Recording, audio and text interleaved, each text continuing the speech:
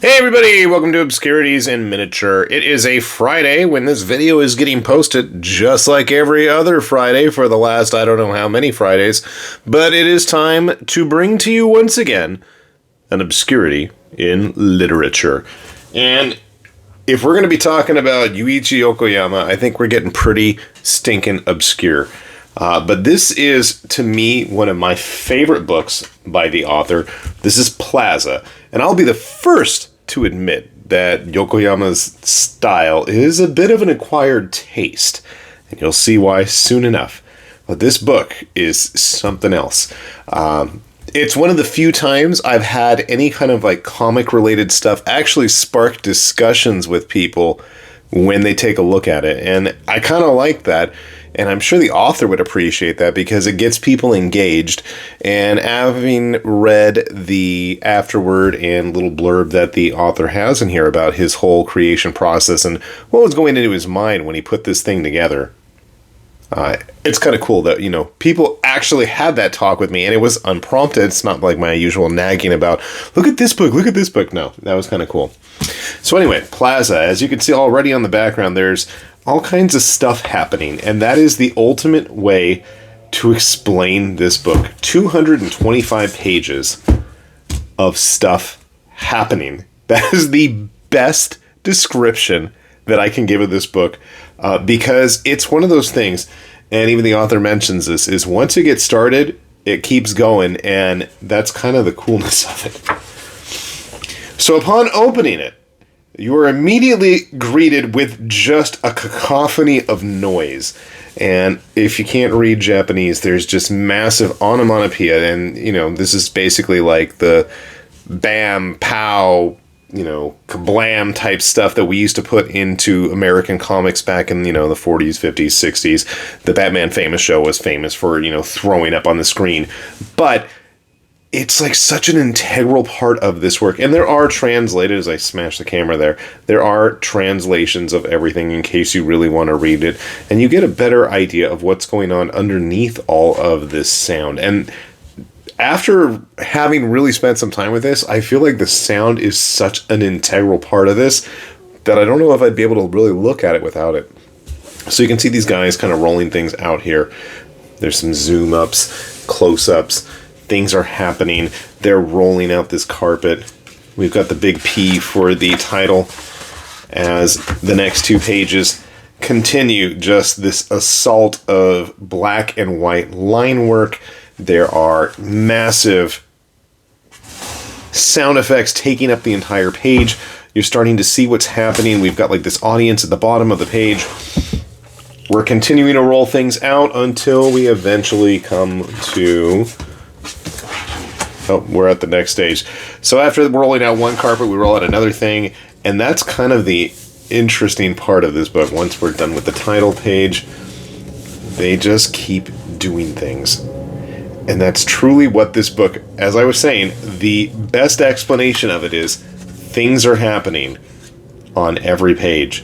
And after they've got that rolled out, then they're doing new things. They've got guys tumbling. We've got guys rolling themselves up in the carpet. We've got guys coming out of the floor with big, giant can things.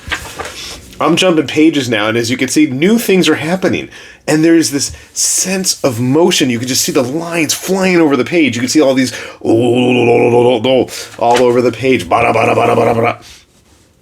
There's constantly motion. Everything is in motion. There's explosions. There's confetti. There's leaves. There's a band blowing smoke everywhere.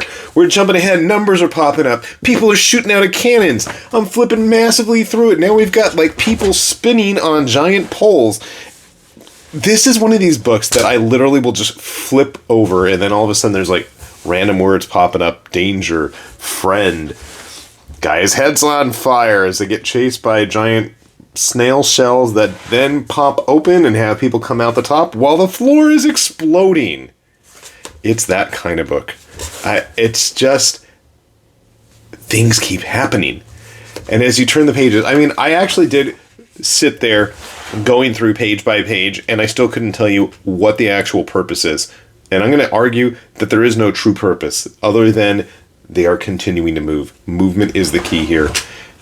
And what's interesting is, I mean, there's just like really weird English words thrown in here, and the author makes a comment about how there's actually, I think, 40-something words in English on these pages. Things are getting smashed, things are getting broken, things are coming up out of the floor constantly. And the audience absolutely loves it, as you can see. Time for the parade of spiky sea urchin fish. And Catcher Gloves dropping spiked mines. Sure, why not? Let's roll out the donuts and the big puffer fish. And then the skull heads are throwing things. It's just, the audience is going nuts. It looks like a hardcore concert back here. Everybody's all slamming around with each other. Oh, the arrows are getting launched and then giant teeth are coming out. I mean, it's like you could just turn to the page and just trying to decipher what's going on, because this stage is a bloodthirsty battleground. It's time for the costume parade. And again, this sense of motion, there's just constantly something happening. And here, I'm going to just flip to the end as we see some of the early stages of the work. It doesn't really end. Like, things are still happening even at the last page. This is, again, one of those books that you really can just open up and just turn to and just try to decipher what's going on here. And to me, that is half the fun. And one of the comments that I was reading here in the afterword was that the author intentionally did that. There is no rhyme or reason, and it's kind of just up to the reader to interpret and enjoy what's going on. Again, I get it. So that's why I was having a conversation with my wife about the use of all of those sound effects, as they just seem to obscure the art. And I was under the idea that they are there for you to kind of dig deeper into seeing what's going on and step by step. The sense of motion. I don't think I've ever seen a comic that just gives such frantic energy. They're on a globe now, because of course they are, and there's guys in spotted costumes, run, and now we have like giant lipstick missiles coming, and they gotta climb it too. Ka-chow, ka-chow, go. This is the kind of thing that if I had it when I was a kid, we had a dictaphone somebody gave us for a holiday present once.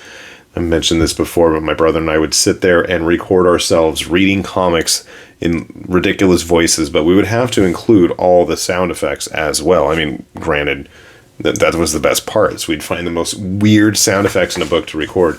But I don't know. Like I said, I've got a couple other books by him. I don't know where they are, otherwise we'd be looking at them right now. But they're a lot more, I don't know, like structured in terms of things having a definite beginning and an end. Sometimes there's words, there aren't often.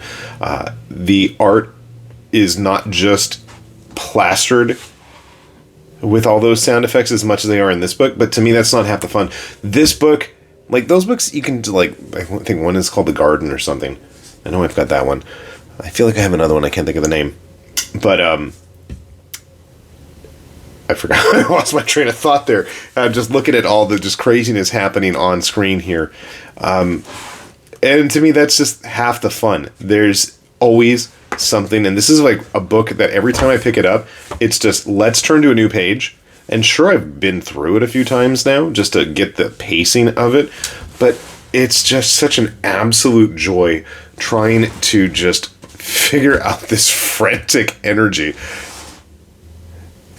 Like, these giant heads are shooting darts, and then like things are smashing together, and then they're breaking and then coming apart. They're blowing up, they're spewing out new ones, holes are appearing, footballs are flying, guys in cacti costumes are running around.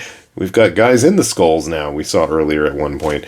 There's just a crazy amount of stuff going on. And this is a thick, large book, going by a standard-sized American comic. You can see here there is a good inch or so height and width on both sides of it. This is always a fun book too.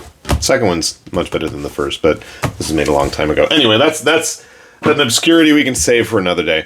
So yeah, I always feel like this is one of those books that, like, you know, nerdy speculators are going to, like, snatch up, and then it'll be, like, super stupid expensive later on down the line, which I'm never really cool with. Just because it's so bizarre, I feel like it's going to get overlooked by a lot of people. And I don't even remember how I came across it at this point.